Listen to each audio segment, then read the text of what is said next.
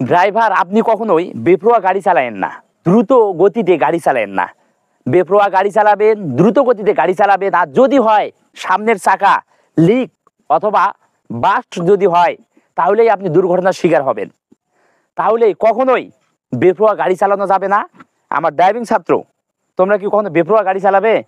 হ্যাঁ, এই যে সামনে চাকা দেখতেছো, এই চাকা যদি বাস্ট যদি হয়ে যদি যায়, এবং বামের চাকা হোক আর ডানের চাকা হোক, তাহলে যখন লিক হবে, দ্রুত গতিতে লিক হবে, হাওয়া চলে যাবে, তখন কি করবে গাড়িটি?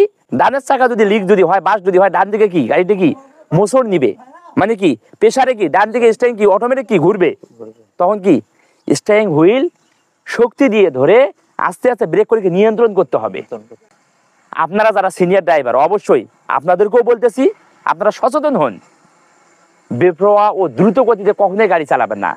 যে গতিতে গাড়ি রাখলে আপনি গাড়িটি নিয়ন্ত্রণ করতে পারবেন, যদি চাকা যদি লিক হয়, বাস্ট হয়, আপনি নিয়ন্ত্রণ করতে পারবেন, সেই গতিতেই গাড়ি চালাবেন। আপনারা সচেতন হন, হাসি মুখে পরিবারের সঙ্গে সারা জীবন কাটান, সেই কামনা করি।